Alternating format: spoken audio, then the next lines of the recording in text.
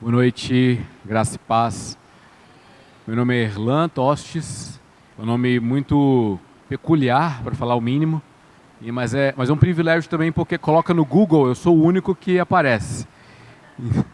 Eu fui convidado pelo Isaac, agradeço pelo convite, agradeço também aos nossos reverendíssimos Arilma e Henrique pela confiança, porque vir a um púlpito e compartilhar do Evangelho pode ser algo muito simples se você souber algumas técnicas, mas é uma responsabilidade muito grande, porque o Senhor diz, através do apóstolo Tiago, não queiram vós ser mestres, porque será muito mais rígida a cobrança sobre vós. Eu não fui muito ajuizado e decidi pelo, pelo dom. Mas meu nome é Erlan, eu sou teólogo, acho que é a melhor forma de falar, sou servo do Senhor. Fiz faculdade teológica aqui pelo STEB, do Distrito Federal, ao Seminário Batista. Congrego aqui em Brasília, na Igreja Batista Capital. Sou pai da Ágata, esposo da Priscila. São os dois ministérios maiores que o Senhor colocou nas minhas mãos, o de pai e de esposo. Então, barulho de criança é uma coisa que eu amo, porque eu convivi durante anos lá em casa e agora minha filha quer ficar no computador, no celular e não está mais gritando lá em casa, né? Ela cresceu, já está com quase 12, então para mim é uma maravilha. E esse cheiro de igreja é algo maravilhoso, esse convívio pastoral realmente é uma coisa maravilhosa. Muito obrigado, meu pastor. Muito obrigado. Eu já estou aqui há 2 minutos e meio falando sobre mim e eu quero encerrar qualquer palavra sobre mim, porque quem importa é Jesus Cristo. Eu queria convidar os irmãos a abrir suas Bíblias, ou hoje em dia o seu app da Bíblia, né, o seu YouVersion aí, em Apocalipse 3, verso 20. Texto conhecido, relativamente conhecido, mas eu quero uma nova abordagem, eu quero propor uma nova abordagem para ele nessa noite. Apocalipse 3, verso 20. É fácil encontrar, né? Só encontrar o último livro da Bíblia, bem no início. Eu vou ler aqui na Almeida.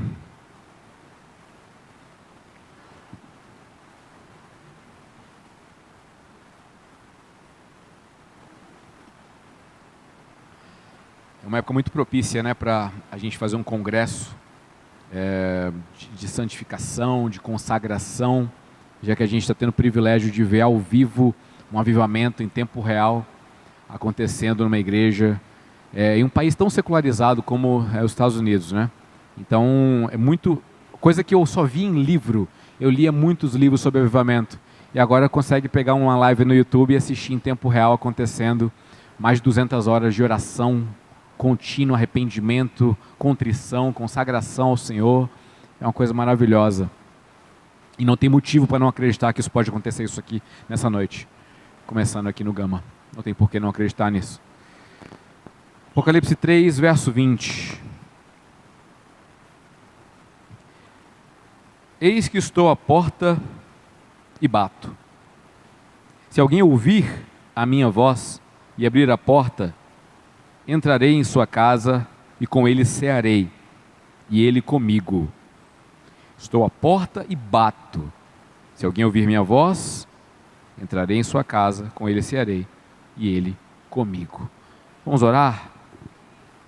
Deus amado, nosso Pai, muito obrigado, Senhor, porque estamos vivos, porque temos fôlego, e enquanto há fôlego, há esperança do arrependimento, há esperança de uma nova vida, de um novo caminho, seguindo a Ti. Muito obrigado, Senhor, porque esta igreja decidiu, escolheu pela santificação, escolheu por uma noite ou por uma sequência de noites em que estarão se consagrando, buscando a Tua face, a Tua presença. Nessa noite, usa minha boca, usa meu ser como um canal de bênção para quem está aqui. Faça essas pessoas terem uma consciência e uma sensibilidade à voz do Seu Santo Espírito que hoje paira nesta igreja. Em nome de Jesus eu oro, amém. Apocalipse 3 é uma sequência de recomendações, de admoestações, de reclamações, por que não, de Jesus a algumas igrejas. E essa especificamente aqui do verso 20 é a igreja de Laodiceia. A igreja de Laodiceia ficava numa cidade, é uma cidade que ficava ali na Ásia Menor, na atual Turquia, famosa pelas suas fontes termais, quentes, anti-inflamatórias, ou fontes frias também, riachos que ajudavam ali na agricultura, tornavam uma cidade muito próspera. A ênfase normalmente na pregação desse texto, Apocalipse 3, estou à porta e bato, é no estou à porta e bato, porque essa igreja de Laodiceia colocou em algum momento Jesus para fora da igreja, porque entendeu que era autossuficiente, não precisava mais se submeter à autoridade de Jesus. Então, em algum momento, Jesus ficou do lado de fora e ele está lá batendo.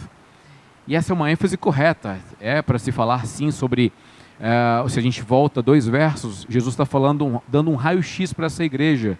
Você se considera muito boa pela questão financeira, mas na verdade você é pobre, miserável, cego, nu.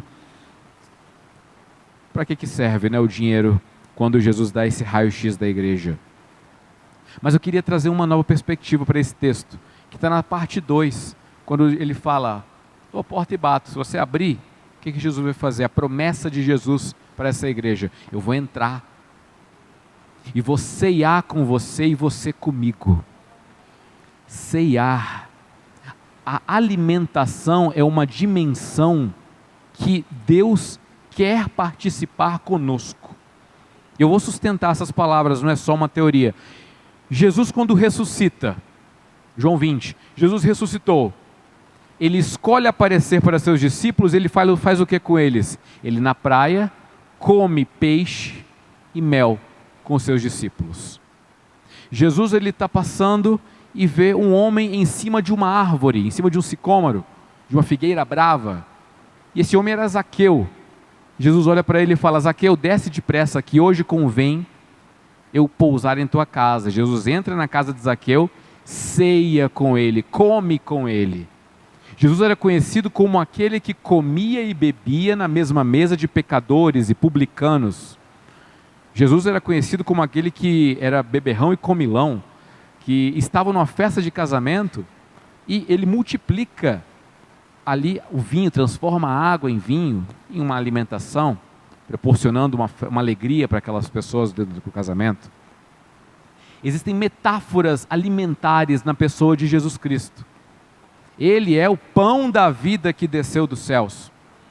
Ele é a fonte de águas vivas. Ele enxerga a igreja como sal da terra, um tempero que é colocado em alimentos. Se a gente for lá para o Antigo Testamento, a gente encontra sacrifícios que eram colocados e estabelecidos como formas religiosas para o povo hebreu, para se relacionar com Deus. Livro de Levítico, do capítulo 1 até o capítulo 6, estabelece as formas de sacrifício. Tem sacrifício de gado miúdo, de gado graúdo, sacrifício de flor de farinha, de cevada, sacrifícios de pão.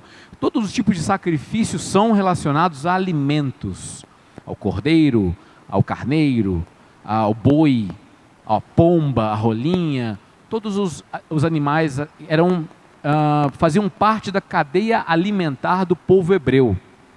E é curioso que tudo aquilo do Antigo Oriente Próximo, você não vai encontrar em Levítico uma forma de Deus falar para o povo fazer um sacrifício específico, um holocausto de uma jabuticaba. Eles teriam que vir até o Brasil para pegar uma jabuticaba e sacrificar o Senhor. Não tem jabuticaba em Israel no século 15 a.C. Então, o que tinha no círculo alimentar era levado para o sacerdote sacrificar. E se o Pai Nosso mora nos céus, né, Pai Nosso que está nos céus, se o Pai Nosso está no céu, a melhor forma dele se alimentar conosco é a gente queimando em holocausto e subindo como um aroma suave para o céu. Deus se alimenta junto com o povo no Levítico. Deus se alimenta com o povo através dos holocaustos, através daqueles sacrifícios. Deus se alimenta lembra quando Elias enfrenta os 400 profetas de Baal? ele faz um altar, coloca ali algumas pedras e uma tigela com água. Deus, ele recebe esse sacrifício vindo uma labareda de fogo dos céus e consumindo inclusive a água que está na tigela. Deus bebe água com Elias naquele momento. Deus quer um relacionamento, escolhe um relacionamento conosco através da mesa, da alimentação. Deus, quando promete o filho para Abraão, ele vai até, faz aquela teofania, aqueles homens que vão até a casa de Abraão e falam, me faz um bolo. E aí Sara vai lá, dá a risada dela, faz o bolo, oferece para aqueles homens, comem junto com Abraão. Aquele tipo de teofania, aquela manifestação divina, se alimenta junto com aquele que é fiel, que é justo, que é crente, que está colocando a sua fé em Deus. Por que eu estou falando tudo isso? Qual que é o meu ponto? Meu ponto é o seguinte, existe uma relação espiritual na alimentação. Maior evidência, a fome. Quando nós estamos muito tempo sem comer, o que acontece? Dói a cabeça, dói o estômago, dá tremedeira, fico assim meio triste, nem dá vontade de orar direito, na fome que eu estou. Imagina numa campanha de jejum, por exemplo, né? O jejum, inclusive, é uma coisa maravilhosa. O jejum é uma forma de eu falar para o meu corpo o seguinte, ô estômago, você está apitando, você está gritando, está reclamando, está doendo, mas você não manda em mim. Eu sei que a necessidade que você está tendo, o estômago, é legítima. Eu sei que você quer só um arroz com feijão. Se tiver uma carne e uma batata, melhor ainda. Mas o que você quer, mas eu não vou te dar por enquanto não, porque eu estou dedicando esse tempo para o Senhor. Estou dedicando esse tempo para um relacionamento mais íntimo com o Senhor. Estou querendo um desenvolvimento da minha espiritualidade. Então, estômago, calma, eu sei que a vontade é legítima, mas calma aí. E quando nós estamos em jejum, nos abstendo de alimentos, estamos vulneráveis, fragilizados, e o diabo sabe disso. Tanto é que na tentação de Jesus, os seus 40 dias sem alimentação, ele foi até Jesus e falou, se você é filho de Deus mesmo, olha essas pedras que estão ao seu redor, transforma em pão. Jesus responde como? Nem só de pão vive o homem, mas de toda palavra que vem da boca de Deus. É legítima a fome que eu estou sentindo. O que não é legítimo é eu querer usar ela para tentar o meu Senhor, para tentar a Deus. A gente no jejum treina nosso corpo para resistir a tentações legítimas, vontades e desejos legítimos, para que quando vierem as vontades ilegítimas do pecado, a gente saiba também dizer, corpo, carne, você está clamando pelo pecado, mas não, porque eu obedeço ao meu Senhor. Aquilo que é legítimo a gente faz. Por quê? Porque 1 Coríntios 10:31, o apóstolo Paulo deixou muito claro para nós, quer comais, quer bebais, façais tudo para a glória de Deus. Tem como pecar para a glória de Deus? Não tem.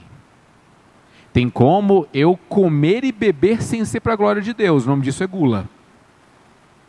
Tem como eu ler a Bíblia sem ser para a glória de Deus, o nome disso é orgulho. Eu quero ler a Bíblia mais que os outros, quero que todo mundo saiba que eu sou o melhor leitor. Tem como eu pregar sem ser para a glória de Deus, vaidade. Estou aqui querendo que todo mundo olhe para mim e me ache melhor que os outros, vaidade. Mas agora tem como eu fazer o mínimo, que é beber um copo de água para a glória de Deus. É quando eu reconheço que eu dependo de Deus na minha vida, quando eu reconheço que esse copo d'água mata a minha sede, mas a fonte de águas vivas supre a minha vida definitivamente. Tudo que eu quero agora é beber porque minha garganta de fato está seca, mas tem vidas secas que precisam da fonte de águas vivas, que precisam de um relacionamento com Deus para que sejam supridos e vivam uma vida abundante. A igreja de Laodiceia tinha colocado Jesus para fora e estava realmente com fome e sede de Deus, mas não sabia por quê. E Jesus está falando, a promessa de Jesus é, eu vou entrar e vou ceiar contigo. eu vou te dar um alimento, eu vou compartilhar do meu alimento contigo. E quando Deus demonstra alguma coisa, faz alguma coisa, Ele está ensinando, você faça também. A gente ama o nosso próximo, e eu agradeço aqui o convite do Isaac, irmão Henrique, Arilma, agradeço todo mundo. Por quê? Porque eles demonstraram tanto amor para comigo. Aqui antes de começar o culto, conversaram comigo, meu irmão Teotônio ali compartilhou da história dele, me toca ao coração. Eu estou aqui muito tocado com essa comunidade tão maravilhosa, porque vocês demonstram amor, mas vocês amam porque vocês foram amados primeiro. E Deus prova o seu amor para conosco, tendo enviado Jesus Cristo, o pão da vida, antes mesmo de nós reconhecemos qualquer coisa quando nós ainda éramos pecadores, é o que Romanos 5 ensina para nós. Então nós fazemos aquilo que Deus faz, porque Deus ensina, nós amamos porque Deus amou, servimos porque Deus foi o servo sofredor. Então se Deus está falando o seguinte, eu vou entrar e vou cear contigo, nós também entramos e ceamos na casa dos nossos irmãos. Não é uma coisa muito comum. Vai lá em casa, vai tomar um cafezinho lá em casa. Vou fazer uma lasanha para você, vou fazer um macarrão para você. Ou, nossa, eu vou lá na irmã fulana porque a feijoada dela é uma bênção. O relacionamento da mesa é muito comum na espiritualidade, principalmente brasileira, latina. A gente ganha as pessoas pelo estômago. Vamos ali tomar um suco, vamos tomar um sorvete. É uma coisa maravilhosa porque a gente faz isso sentado à mesa. E quando a gente está sentado à mesa, a gente não está preocupado mais com um ataque pelas costas, a gente só quer compartilhar quem está aqui na frente da gente, compartilhando aquele momento, aquele mesmo alimento. O mesmo pão que você está comendo, eu estou comendo. Não tem risco dele estar envenenado. Então eu confio em você para compartilhar do mesmo alimento que eu, da mesma panela que eu, do mesmo arroz e feijão que eu. Esse relacionamento se dá também de forma espiritual, porque existem alimentos que não são apenas físicos, tem alimentos espirituais. Nem só de pão vive o homem, né? A palavra de Jesus, mas a palavra que sai da boca de Deus. E quer uma palavra que sai da boca de Deus? Leia a Escritura. Quer uma palavra que sai da boca de Deus? Converse com alguém experiente da fé, converse com alguém que viveu e que vive um relacionamento íntimo com Deus. O que ele fala é palavra de Deus que sai da boca de Deus, toca o seu coração. Às vezes nossa oração é, Senhor, fala comigo. Senhor, toca, responde a minha oração. E às vezes ele está respondendo simplesmente na vida do seu irmão que está do seu lado, que está sofrendo tanto, mas está dando glória a Deus. Esse é um alimento espiritual, e o nome dele não é refeição, café da manhã, almoço, janta, o nome disso é comunhão. A gente encontra a Deus na vida do irmão, na vida comunitária. Igreja não é eu, igreja somos nós. E a gente come e se alimenta dessa palavra viva. Nesse momento agora, existe um banquete divino sendo compartilhado conosco, porque lemos da palavra de Deus, estamos falando de Jesus, esse banquete. O apóstolo Pedro, quando não queria levar o evangelho para os gentios, Atos 9 conta essa história, ele estava muito receoso, ele teve uma visão, e novamente uma visão alimentar, Deus ensinando de forma didática através de um alimento, de uma bandeja, de um lençol cheio de todo tipo de carne. E aí algumas dessas carnes, inclusive, eram carnes que eram kosher, né? ou formas ilegítimas de alimentação para a comunidade judaica. E Pedro fala, ouve, né? Mata e come. E Pedro, Senhor, nunca colocarei algo impuro na minha boca. E o Senhor fala, não chame de impuro aquilo que eu purifiquei. Come. O que Deus está falando é o seguinte, existe uma multidão de pessoas para serem alcançadas. Não chame elas de impuras. Coma na mesma mesa que elas. Evangelize através do relacionamento. Leve a palavra, leve o evangelho, mas também leve o pão. leve o peixe, leve o mel, compartilhe do alimento, porque elas sentem fome espiritual, mas também no estômago. Não chame elas de impuras, porque eu purifiquei. Como? O sangue do Cordeiro foi derramado e purifica a carne de toda injustiça. Tem 3 lições que eu quero trazer para vocês, e eu quero ler novamente o texto. Meu professor de homilética, o pastor Elias Batista, falava o seguinte nas aulas: leia o texto bíblico quando pregar, porque se você falar bobagem na sua pregação, pelo menos o povo foi abençoado com a palavra de Deus, e essa não volta vazia.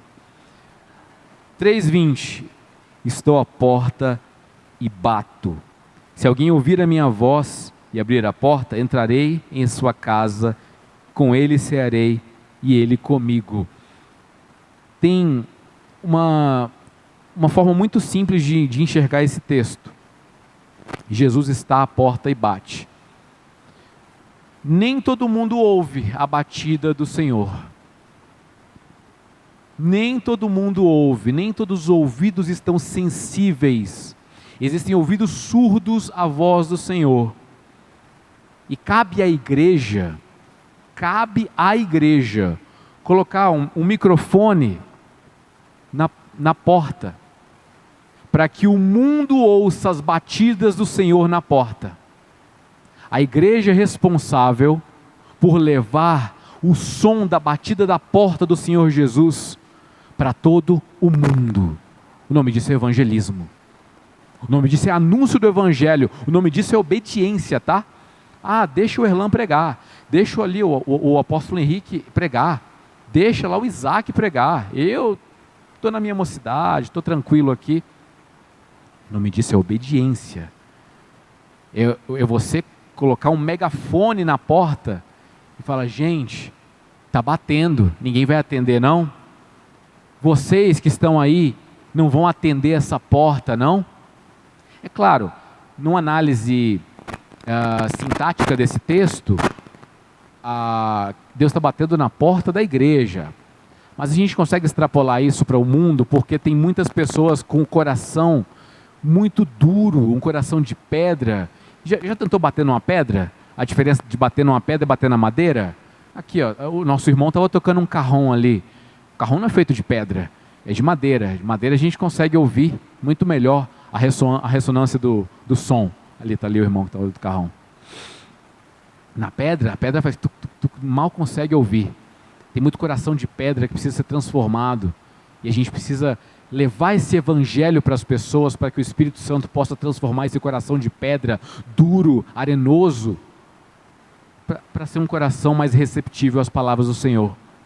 Porque a batida continua sendo ouvida há 2000 anos. Não está ouvindo não? Jesus está batendo. Talvez, eu não acredito que esse seja o caso, mas talvez haja pessoas aqui nessa noite que não estão ouvindo a batida do Senhor na porta do seu coração. Preste atenção, tenha contrição. O Senhor não resiste a um coração contrito e quebrantado. Preste atenção, é tempo de arrependimento. A gente está no Consagra 2023. Nada melhor, um tempo melhor para que a gente ouça o nosso coração. Ouça o Senhor falando: ei, abra a porta, eu quero entrar e quero cear contigo, eu quero ter um relacionamento contigo, eu quero ter uma intimidade contigo. Abre a porta, arrepende-se. A primeira pregação de Jesus quando começou seu ministério aos 30 anos foi: arrependei-vos, é chegado o reino dos céus. O pré-requisito para a chegada do reino é o arrependimento, e arrependimento pressupõe pecado. Ninguém que não tem pecado precisa se arrepender. Já parou para pensar nisso? Mas temos pecado. 5 segundos tentando lembrar um pecado que você cometeu hoje já é suficiente. Vamos fazer esse teste? Eu lembrei de uns 4. Arrependei-vos, é chegado o reino dos céus. Ouça as batidas de Jesus na porta. Em segundo lugar, abra essa porta. A gente às vezes ouve, né? Às vezes tem gente que ouve a mensagem do Evangelho, fala, é mesmo, amém, glória a Deus, está ouvindo, está reconhecendo, mas não abre a porta. Às vezes a gente faz isso, reconhece, sabe que está errado, mas gosta da experiência da vida pecaminosa. Está apaixonado pelo pecado, não abandona o pecado, ele é recorrente, ele é o seu parceiro de caminhada, sendo que Jesus quer ser o seu parceiro de caminhada.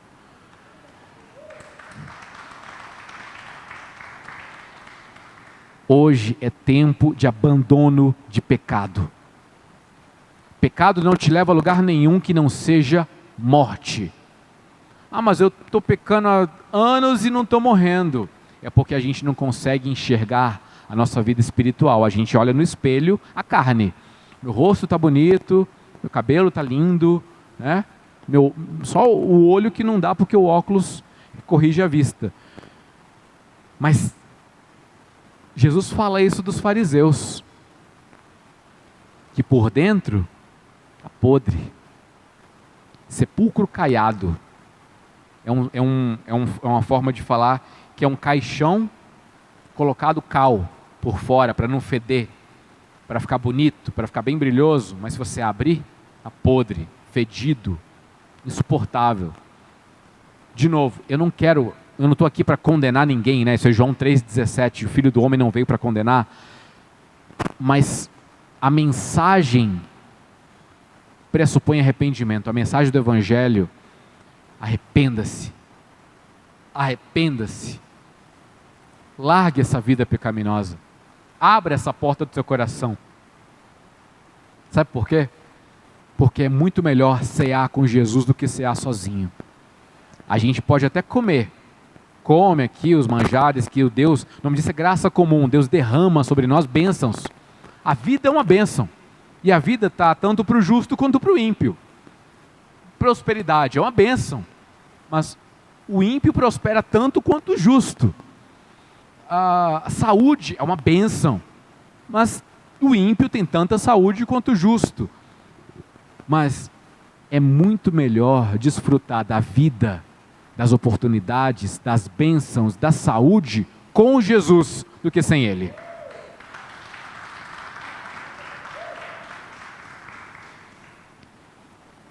Teve uma vez que minha esposa, ela viajou, enfim, e aí eu fiquei sozinho em casa, né?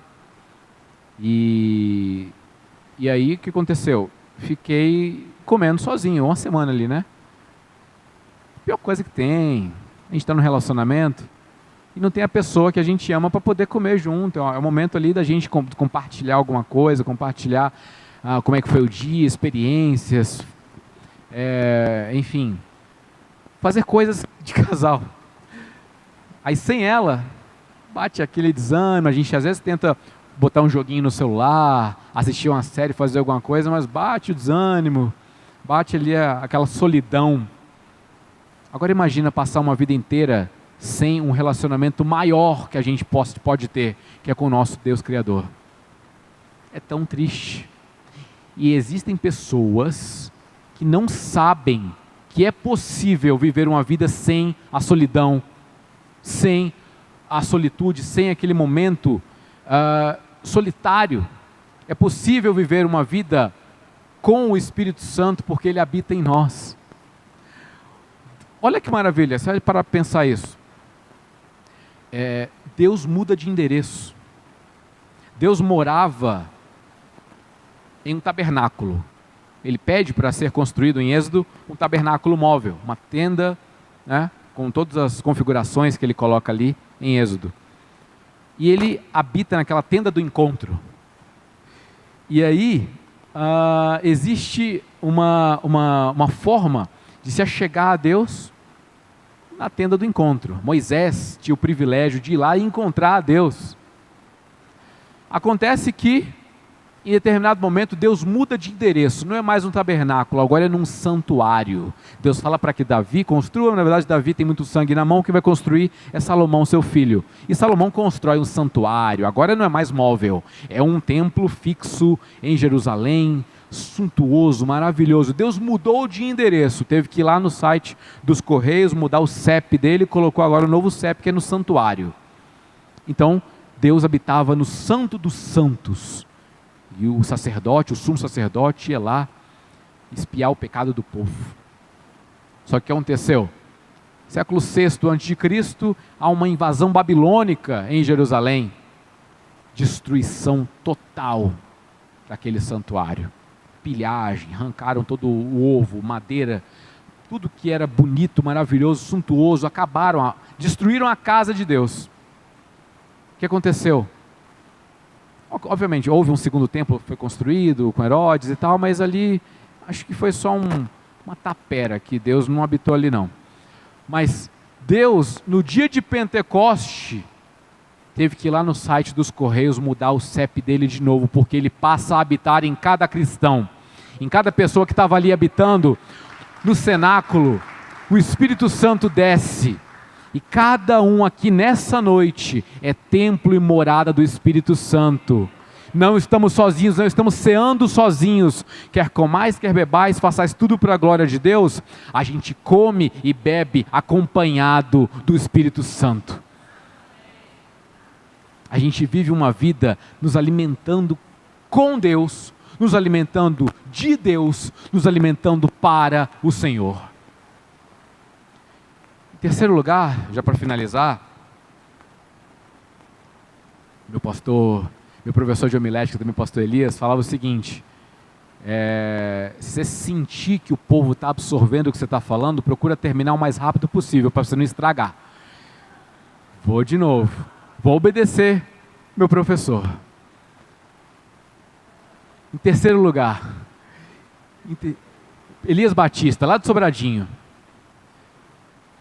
ele falava o seguinte, em terceiro lugar, quando nos santificamos, quando nos alimentamos com Deus, abençoamos a nós mesmos, em primeiro lugar, mas principalmente aos outros que estão ao nosso redor. Irmã Arilma falou aqui, estou falando correto? Falou o seguinte, citou o texto de Hebreus: seguir a paz com todos e a santificação, sem a qual ninguém verá o Senhor. Existem dois prismas nesse texto. Aqui eu poderia ser o chato do grego, começar a falar grego com vocês, mas a gente mal fala o português, né? Vamos falar português. A primeira forma de olhar para esse texto é falar o seguinte: olha, você tem que ser santo. Ou então, se você não for, você não verá o Senhor. Siga a paz e a santificação, porque se você não tiver essa santificação, você não verá ao Senhor. O texto grego permite essa leitura. Mas o texto grego, na sua conjugação, também permite uma segunda leitura. Siga a paz com todos, uma dimensão comunitária. Siga a paz com todos. Não seja brigão, não seja arruaceiro, não queira dissensões, facções, brigas políticas, não queira divisão no corpo da igreja. Siga a paz com todos e a santificação, porque se não houver santificação, os outros não conseguirão enxergar o Senhor na sua vida, sem a qual ninguém verá o Senhor. Se você não for santo, as pessoas lá fora não conseguirão enxergar o Senhor Deus, porque você é o canal de santificação para a vida dos outros. Você demonstra a Deus através da sua obra, da sua vida, do seu ser. E quando você demonstra que Deus é santo, as pessoas lá fora vão falar o seguinte: esse cara é diferente, eu quero servir o mesmo Deus que ele, eu quero me entregar a minha vida ao Deus que ele serve, eu quero mais, eu quero me alimentar desse manjar que ele também tem. Siga a paz com todos e a santificação, sem a qual os outros não vão conseguir enxergá-la. Quando nós temos um relacionamento com Deus, atenção, relacionamento com Deus, porque é possível ter um relacionamento com Deus que existe só na sua cabeça, com a imagem que você tem de Deus. Eu estou falando de ter um relacionamento com o Deus que te criou a imagem e semelhança, e não a imagem que você criou de Deus na sua cabeça. São coisas diferentes.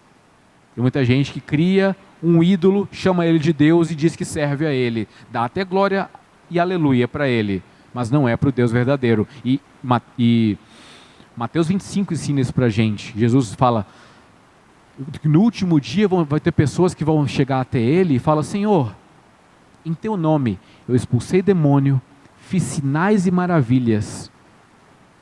E Jesus fala: apartai-vos de mim, malditos, porque eu nunca te conheci. Essa pessoa fez sinais, fez maravilhas, fez milhões de coisas, pregou o nome de Jesus, mas não foi o Jesus verdadeiro, foi o Jesus que ele inventou na cabeça dele. Foi o Jesus que a sociedade convencionou que é um Jesus pós-moderno, Jesus que permite qualquer coisa, que ama a libertinagem, que ama essa liberdade exacerbada, que permite o pecado, que ama o pecado, que é conveniente com qualquer coisa. Ou é um Jesus legalista, que fica de olho na barra da sua calça, fica de olho se a sua gravata está bem ajeitadinha. Não tem nada a ver. O Jesus é aquele que prega um evangelho que é poder de Deus para a salvação de todo aquele que crê. E evangelho é algo muito simples, é uma boa notícia. A boa notícia é: Jesus pagou o preço pelos seus pecados. Jesus perdoa seus pecados. Quer ter um relacionamento com Ele? Entrega a sua vida para Ele. Ah, mas eu tenho que pagar quanto? Não, nada. Já foi pago. O que você quer? Pagar o quê? Eu tenho que fazer o quê? Fazer obra. Pela graça sois salvos mediante a fé. Isso não vem de vós. Vem do alto. Não vem de vocês para que vocês não tenham glória em si mesmos. É o que o apóstolo Paulo ensina no capítulo 2 de Efésios. Não é de vocês. Não é uma coisa que você faz. Não é uma coisa que você vai lá na OLX, paga, daqui a 10 dias recebe. Você vai na Amazon, compra e depois chega para você. Salvação não é o que você vai na internet, põe o gift card, põe um cartão, paga e depois recebe. Salvação é o seguinte: já pagaram para você. Você quer?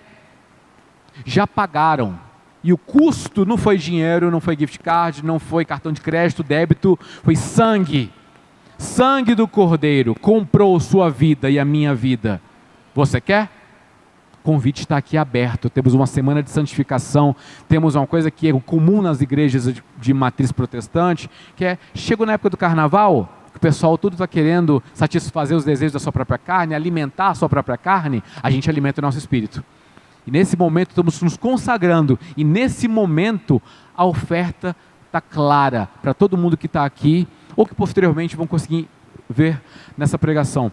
A oferta está para todo mundo, salvação está disponível para qualquer um que esteja disposto a dizer: Senhor, miserável eu sou, pobre eu sou, cego, surdo eu sou, tenha compaixão de mim. Tem muita gente que tem planos, que tem visões, mas é mais cego que o cego Bartimeu. Ele era cego, mas conseguiu enxergar que o filho de Davi estava na frente dele. E ele falou: filho de Davi, tem compaixão de mim. Jesus foi lá, curou aquele cego, é bem verdade, mas aquilo foi mínimo em relação àquele cego ganhou, reconhecendo que Jesus, como filho de Davi, como alguém messiânico, alguém que herda as características divinas e reais, aquele homem hoje goza algo maravilhoso na presença do Senhor. Quer ter santificação? Quer ter uma nova vida? Arrependa-se. Viva uma vida para o Senhor e não apenas fingindo ser para o Senhor. Na frente de todo... O C.S. Lewis tem essa frase, né? Integridade é aquilo que a gente faz quando não tem ninguém olhando para a gente. É muito fácil ser cristão aqui na frente de vocês. Agora, trancado no secreto do meu quarto, ou na tela do meu computador, na tela do meu celular, aí a gente verifica se a santificação chegou ao nosso espírito ou não. Eu quero encerrar de verdade agora, que eu já tinha falado que eu ia encerrar, quero encerrar de verdade contando uma pequena lição que está em Lucas 23, 43, se eu não estiver enganado. Lucas 23, vamos abrir. A pior coisa é esquecer endereço, né? A gente não esquece o endereço da nossa casa, porque a gente esquece o endereço dos livros bíblicos, né? Lucas 23, 43.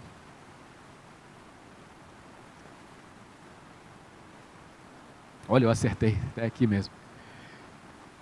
Quem pode ler para mim? Eu gosto dessa dinâmica porque só não eu. A Thalita? Bom. É a Thalita, não? Chutei errado. Lê para mim, por favor. Lucas 23, 43.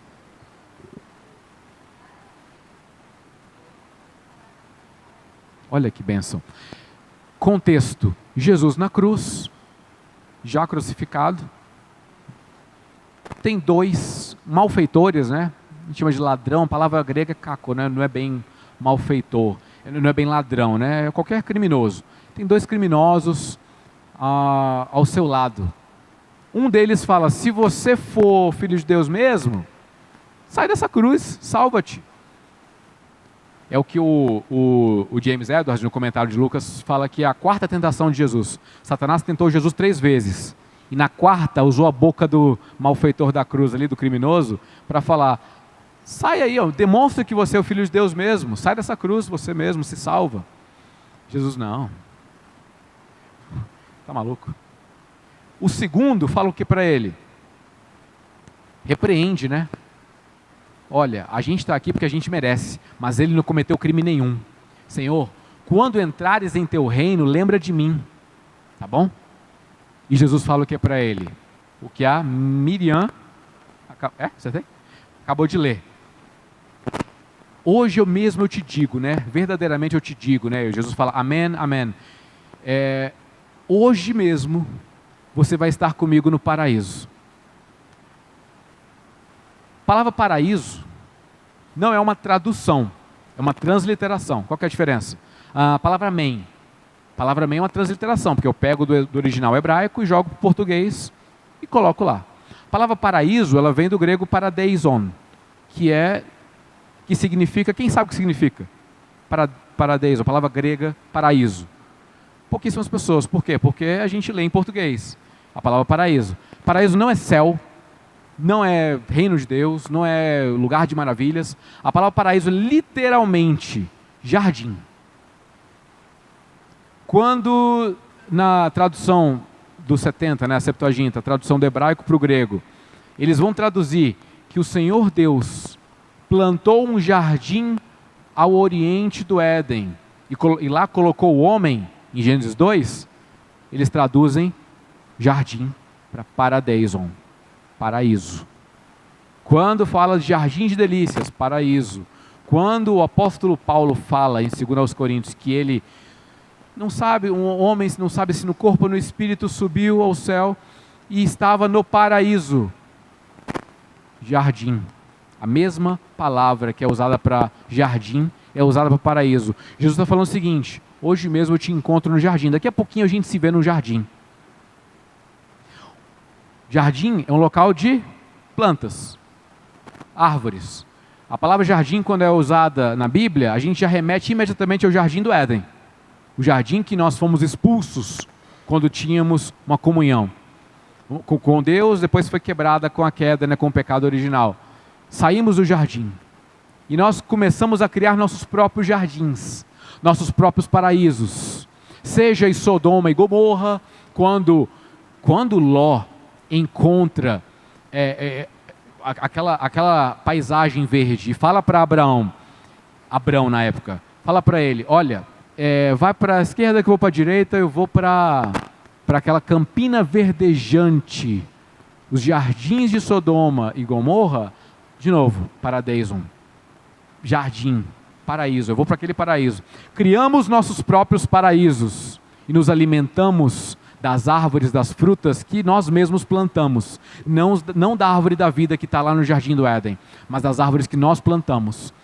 Quando nos convertemos, quando estamos com Deus, num relacionamento com Deus, Deus planta em nós uma nova árvore, e ela frutifica não mais obras da carne, luxúria, lascívia, facções, dissensões, orgulho, inveja, ira. Essa árvore frutifica um novo jardim, novos frutos: amor, alegria, paz, longanimidade, benignidade, mansidão, domínio próprio, temperança. São frutos do Espírito que florescem e frutificam no nosso jardim.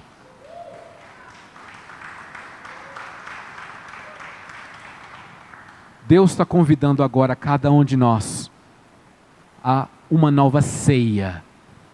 O maior símbolo do cristianismo é uma ordenança que se repete há 2000 anos. Algumas fazem semanalmente, tem igreja que todo culto tem igreja que é mensal, que é a Eucaristia, a Santa Ceia. E a Santa Ceia, novamente, uma alimentação.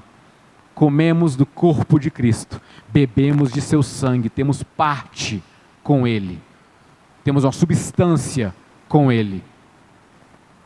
Louvamos ao Senhor porque Ele permite essa comunhão, e não fazemos isso sozinhos, tá?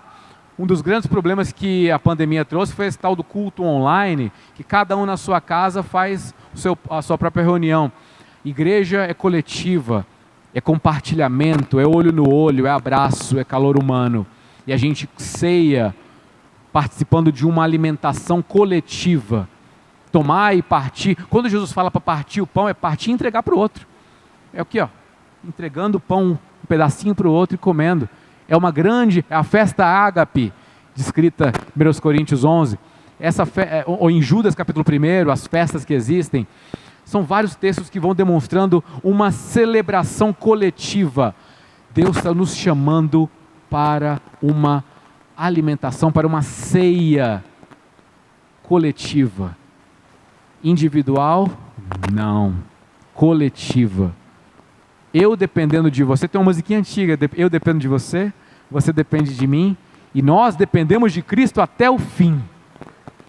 Como é que continua? Sem cessar, sem parar, sem vacilar. Eu esqueci agora, sem temer e sem errar, sei lá, chorar. Irmãos, a maioria aqui eu nunca vi na vida. Meus irmãos ali de Formosa, estamos juntos. Isaac, a gente se relacionou pela internet, mas a maioria que eu nunca vi na vida. Mas o Espírito Santo que habita em mim, habita em vocês. Temos isso em comum. O mesmo sangue que foi derramado por mim, foi derramado por vocês. Temos isso em comum. O mesmo Cristo que morre por mim, morre por vocês. Temos isso em comum. A igreja que é santa, una, maravilhosa, sem pecado, sem ruga, sem mácula, que é minha mãe, que é aquela a qual eu me submeto, é a mesma de vocês. Temos tanto em comum, só não nos conhecíamos. Que nós possamos nos alimentar, eventualmente, de um alimento físico, mas principalmente do espiritual. Sigamos uma vida de santificação.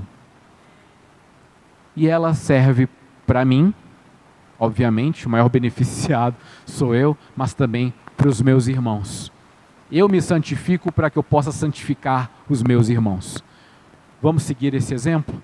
Vamos demonstrar Cristo na nossa vida para que os outros o enxerguem?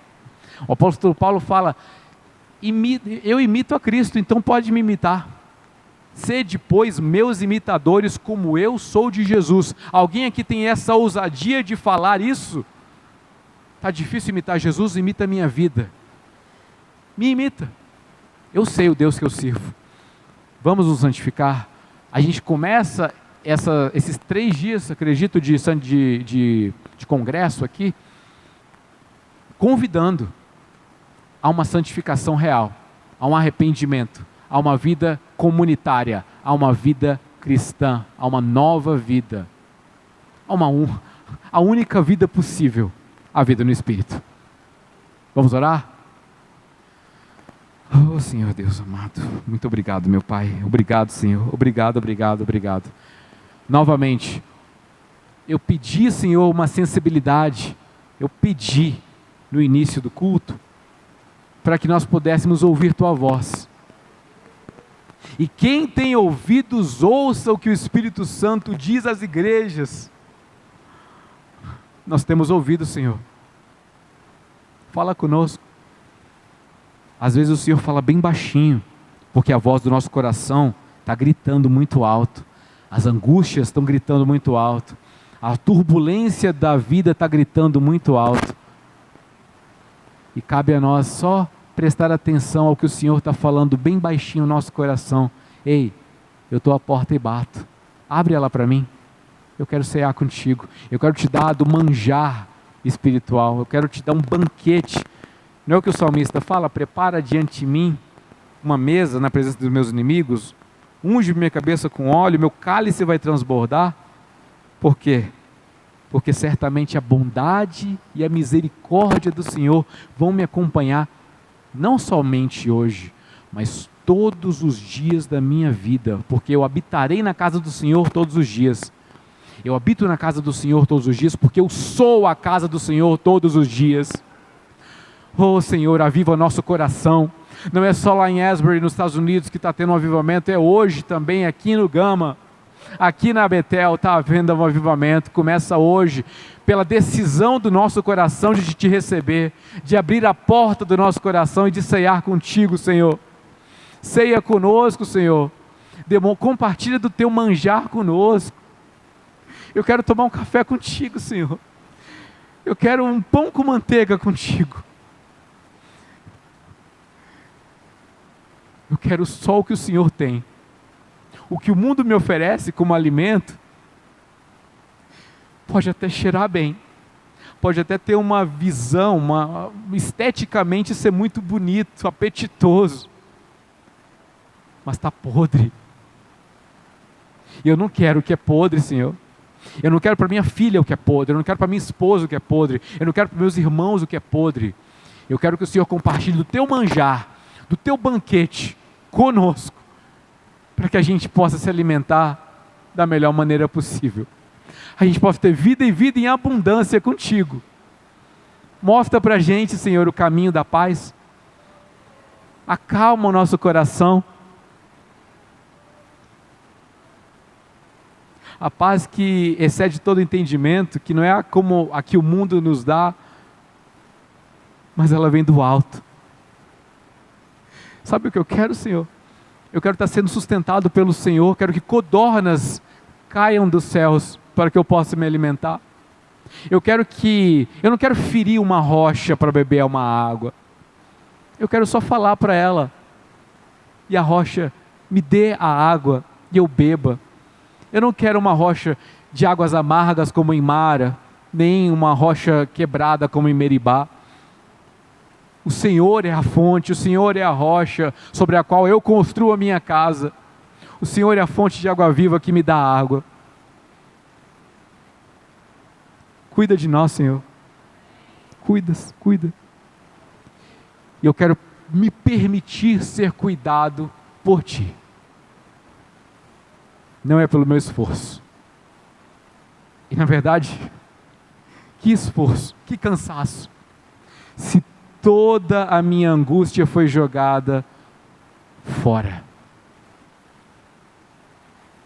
Eu estou cansado e sobrecarregado, mas é o Senhor que me alivia. Obrigado, Pai. Obrigado, Senhor. Em nome de Jesus eu oro e abençoo essa comunidade. Amém. Muito obrigado, irmãos. Deus abençoe.